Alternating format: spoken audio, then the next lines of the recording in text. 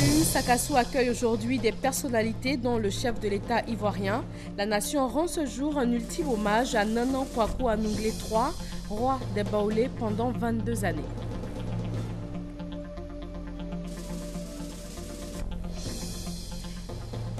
Reprise du procès de l'ex-président ivoirien Laurent Gbagbo et de Charles Blé Goudé. Au moins 4 jours vont être consacrés à l'audition du 5e témoin de l'accusation, dont l'identité est tenue secrète. À Boaké, dans le centre du pays, avec l'aide de sa nouvelle épouse, un père brûle sa fille dans la paume de la main avec un couteau chauffé pour le simple motif de tâches ménagères accomplies en retard.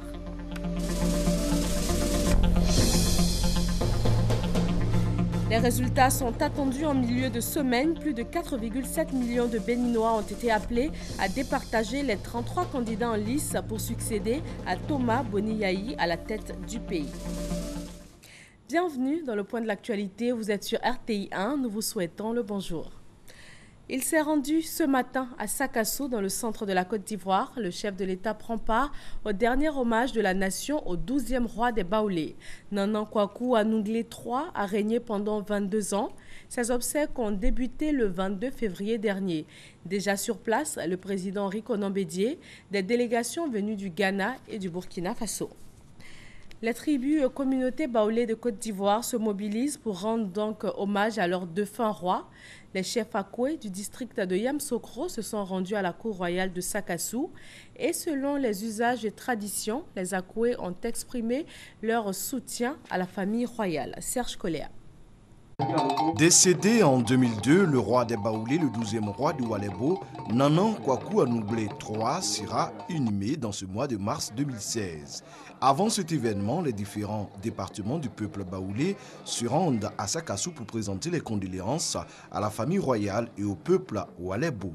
Pour respecter la tradition et rendre les honneurs à l'illustre défunt, Nanan Boigny Ndri III, chef des Akoué et gouverneur du district autonome de Yamoussoukro, a conduit une délégation de 36 chefs de village qui constituent ces notables. C'était un mouvement général initié par le Premier ministre Aoussou, l'association des cadres élus du centre, qui ont décidé d'associer tous les Baoulés de l'ancienne région du lac pour venir faire un témoignage de cohésion et d'union du peuple baoulé pour rendre hommage, pleurer avec les autres membres de la famille.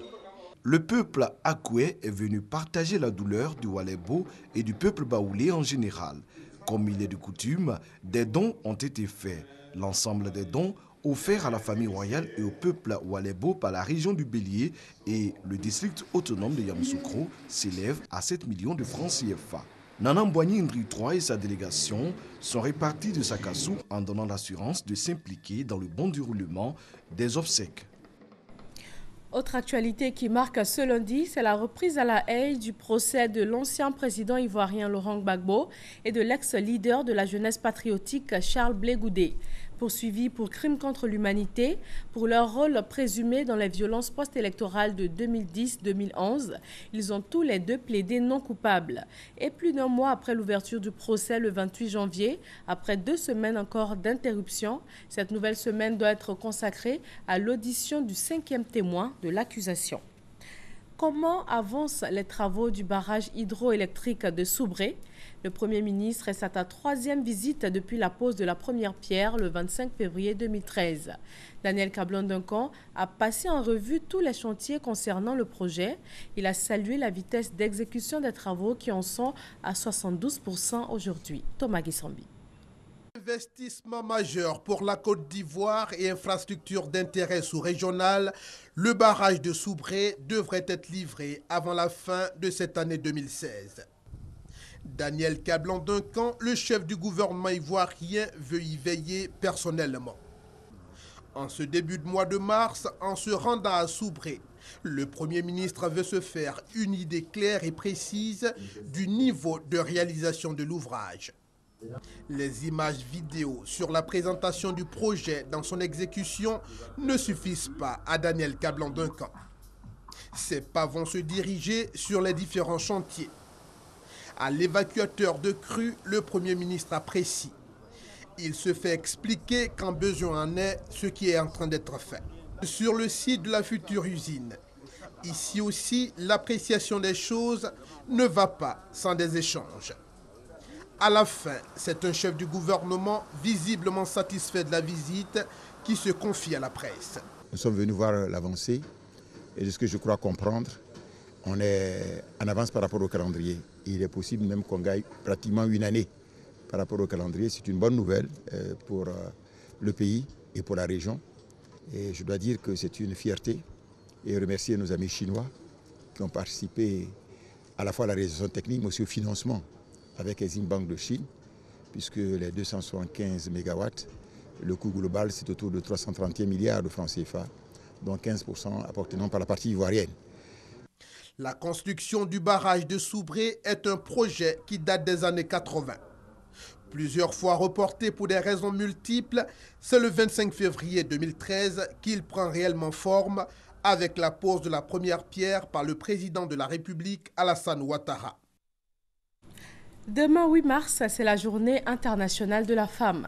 En Côte d'Ivoire, les femmes du secteur du vivrier occupent une place de choix avec 85% de la production nationale. Mais elles rencontrent pas mal de difficultés, notamment pour écouler leur production. Elles manquent également d'encadrement et d'appui financier. Grace Kando est allée à la rencontre des femmes du vivrier de Toumodi, Djekanou et Oumé. Oussou, village situé dans le département de Toumodi. Il est un peu plus de 7 heures. Dame Afoué Konan est à la tâche. Elle se prépare à vaquer à ses travaux champêtres.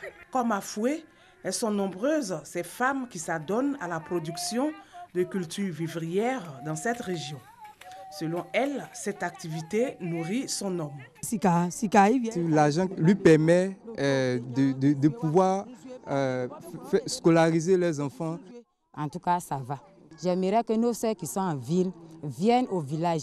Même si tu demandes une parcelle, ça te suffit. Ça peut te donner un peu d'argent. Pour une meilleure organisation, ces femmes productrices de cultures vivrières se regroupent en coopératives. Les femmes se rendent au champ chaque jour en parcourant des kilomètres. Des chansons sont entonnées pour s'encourager.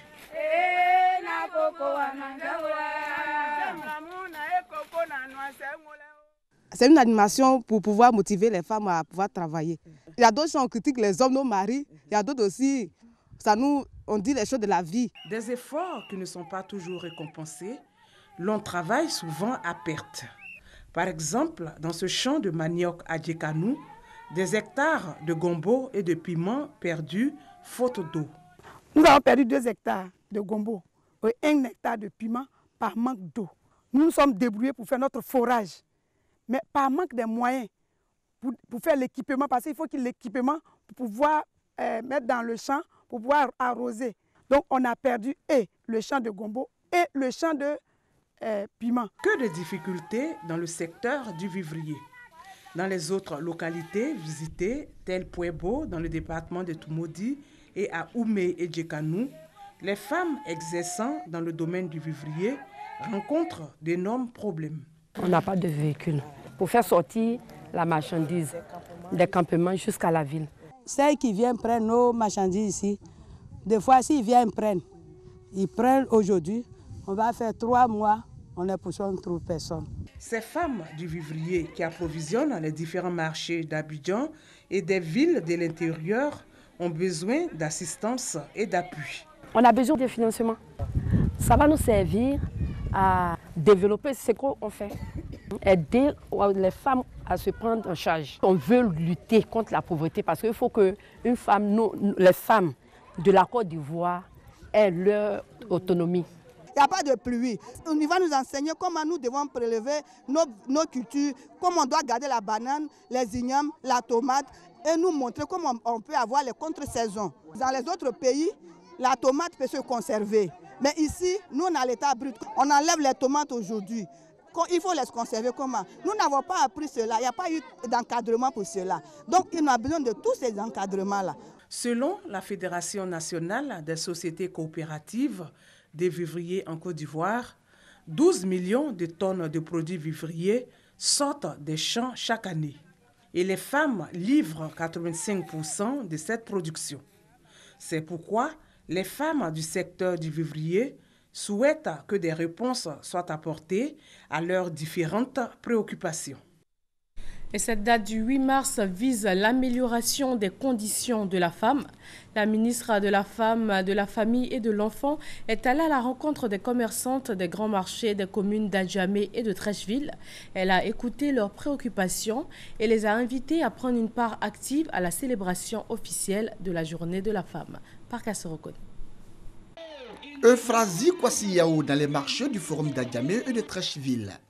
La ministre de la Promotion de la Femme, de la Famille et de la Protection de l'Enfant est allée s'imprégner des réalités et des difficultés que rencontrent les commerçantes sur le marché, mais surtout les sensibiliser et les encourager à prendre une part active à la célébration de la Journée internationale de la femme. Je voulais venir ici pour communier avec mes sœurs, et puis surtout pour les inviter au 8 mars, parce que ce jour-là, le monde entier va s'arrêter pour les femmes.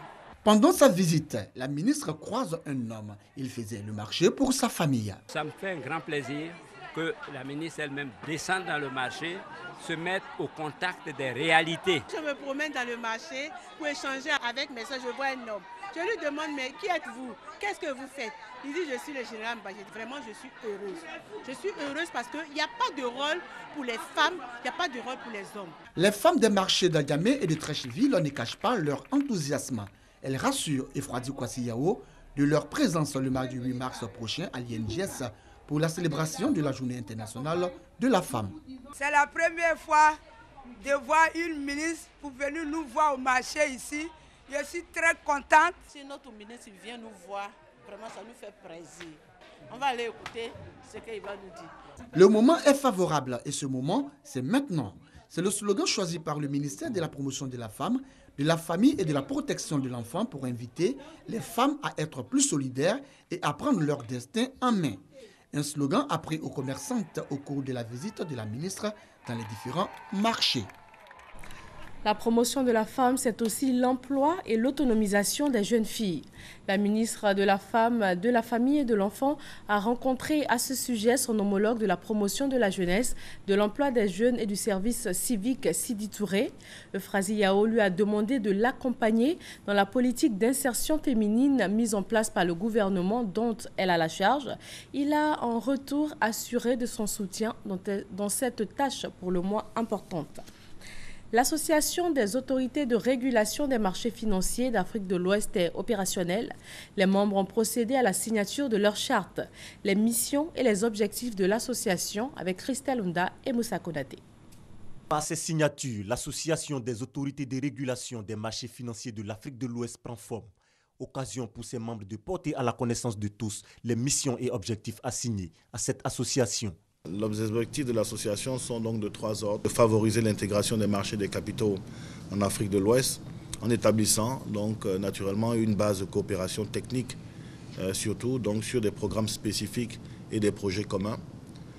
Le second objectif vise donc à favoriser l'aide mutuelle donc entre les différents membres. Le troisième axe vise à faciliter et à favoriser l'intégration et le développement de nos marchés financiers respectifs, donc notamment ceux de la CEDEAO. Ce résultat est le fruit d'un protocole d'accord signé entre le Nigeria, le Ghana et l'espace UEMOA, représenté par le Conseil régional de l'épargne publique et des marchés financiers le 8 juillet 2015 à Abuja, au Nigeria. Elle a pour objectif de faciliter l'intégration des marchés de capitaux des pays de la CEDEAO. Le gouvernement a récemment décidé de labelliser le chocolat Made in Côte d'Ivoire. Le Conseil Café Cacao et les douanes ivoiriennes œuvrent alors à la sécurisation des recettes. Ils ont mis en place une plateforme d'échange des données pour réduire les déperditions de recettes d'exportation du cacao et du café. Adama Koné. 2 administrations. D'un côté, les douanes avec l'objectif de percevoir les taxes et droits et protéger l'économie. De l'autre, le Conseil du café cacao avec la mission de réguler la filière et sécuriser les procédures d'exportation. Les 2 administrations ayant en commun la sécurisation des recettes décident désormais de faire chemin ensemble.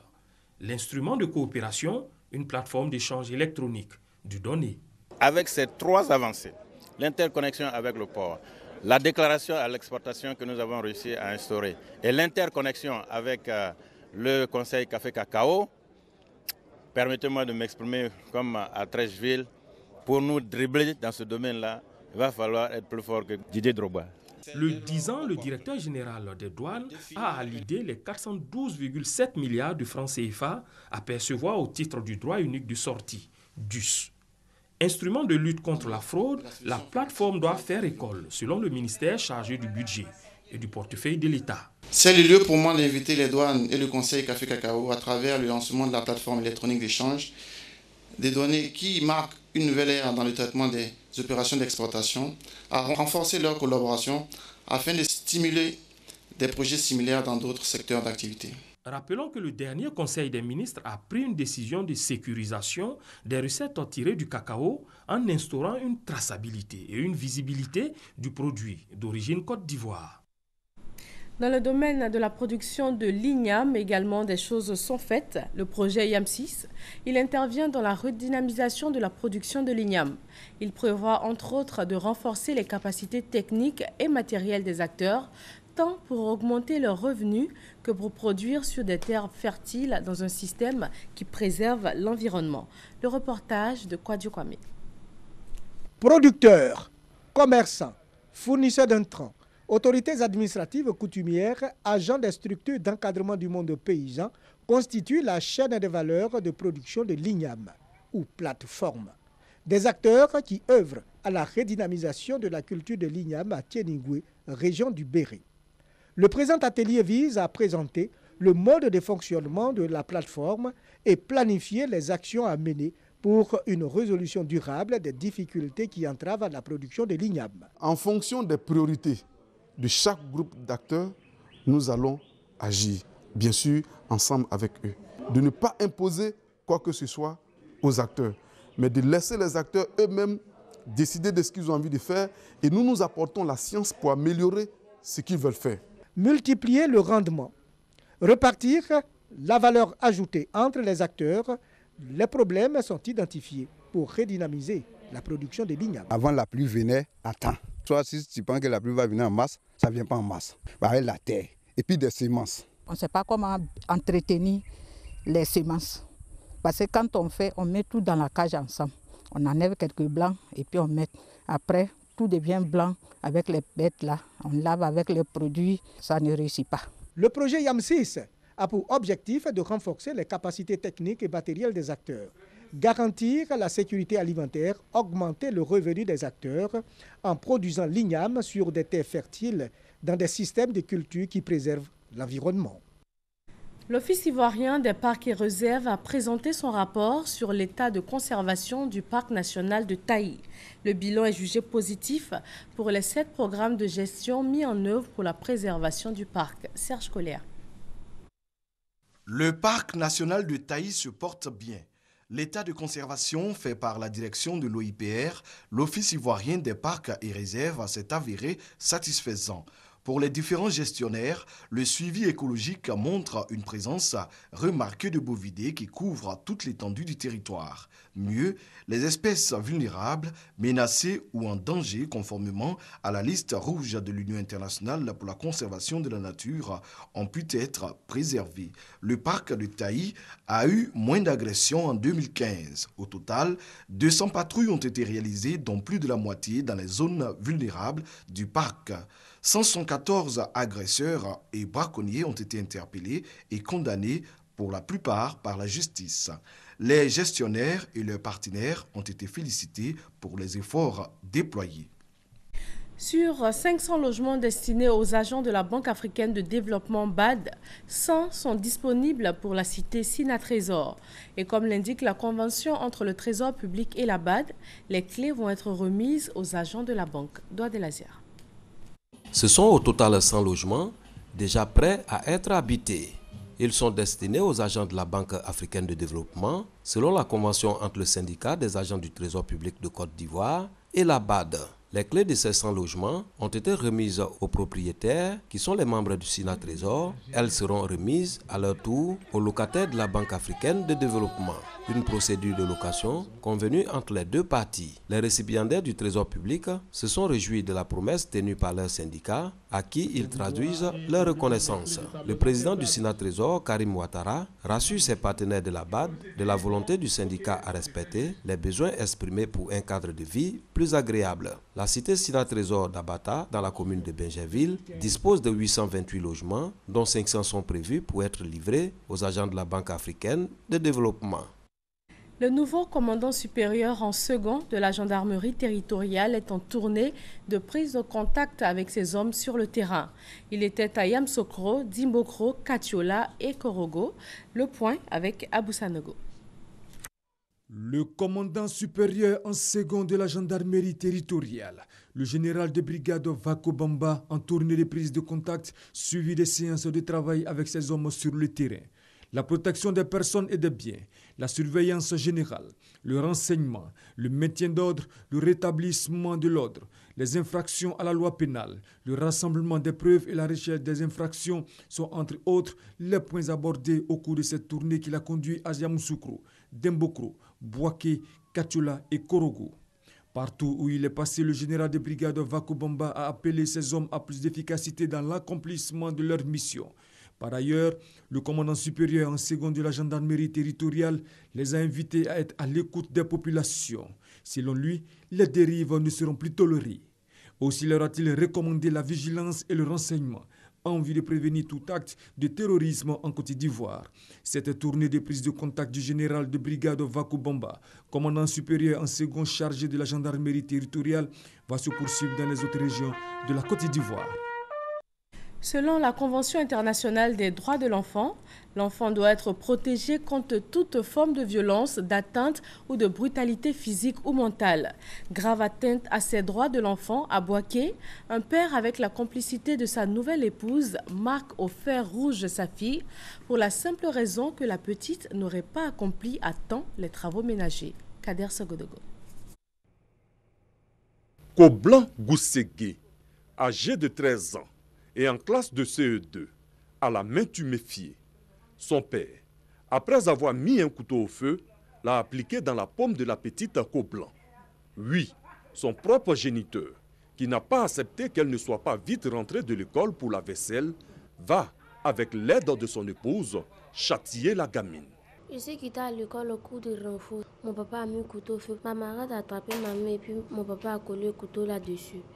Koblan Goussegé, qui est aujourd'hui recueilli par son oncle en attendant de rejoindre sa mère, qui serait dans un village de Bondoukou, est régulièrement victime de maltraitance chez son propre père au quartier d'Ezoukwamekro, à Bouaké. On la frappe à longueur de journée. Des fois, même elle est privée de la nourriture, on ne lui donne pas à manger ni rien. La marade, elle est grave. Tous les jours que Dieu fait, elle la bat. Pour un oui, pour un non. Si elle n'a pas fait les travaux de la maison. Informés, les autorités municipales condamne cette attitude. Ce n'est pas en maltraitant l'enfant que l'enfant va avoir un bon comportement. Je pense qu'il faut pouvoir lui expliquer. Et dans notre pays, il y a des lois qui interdisent formellement, en tout cas, ce genre de pratique et ce genre de comportement. Le père de la gamine, selon le voisinage, n'aurait pas fait signe de vie après son acte. Certainement qu'il sera recherché et interpellé pour que justice soit rendue. Le préfet de région de la Nawa et le maire de Soubré en campagne contre les accidents mortels occasionnés par les engins à 2 roues. L'opération port obligatoire de casque a été lancée. La police, la gendarmerie et les FRC ont été déployés. Ils vont veiller au respect de cette mesure. Serge Coléa. Désormais, les motocyclistes de la Nawa ont obligation de porter leur casque. Le préfet de région, Ali Ali Kouadio, et le maire, Lassina Traoré, ont décidé de veiller au respect scrupuleux de cette mesure. Il s'agit de lutter efficacement contre les nombreux accidents de moto avec à la clé des décès. À ce jour, les engins à 2 roues ont occasionné une 30aine de morts selon le préfet. Depuis le mois de mai 2015, plusieurs campagnes de sensibilisation ont été menées. Place maintenant à la phase de répression. Tous les contrevenants à la loi verront leur moto saisie. L'opération de port obligatoire des casques dans la région de la Naoua implique la gendarmerie, la police ainsi que les forces républicaines de Côte d'Ivoire. Différentes unités ont été mises en place pour investir la ville à la recherche de motocyclistes sans casque. Les autorités entendent ainsi mettre un frein aux nombreux accidents causés par les engins à deux roues. Ils sont 300, tous des experts de la mutualité en Afrique et en Europe. Ils prennent part à Abidjan à la conférence internationale sur la participation des mutuelles de santé dans la mise en œuvre de la couverture maladie universelle en Afrique. Doigt de laser.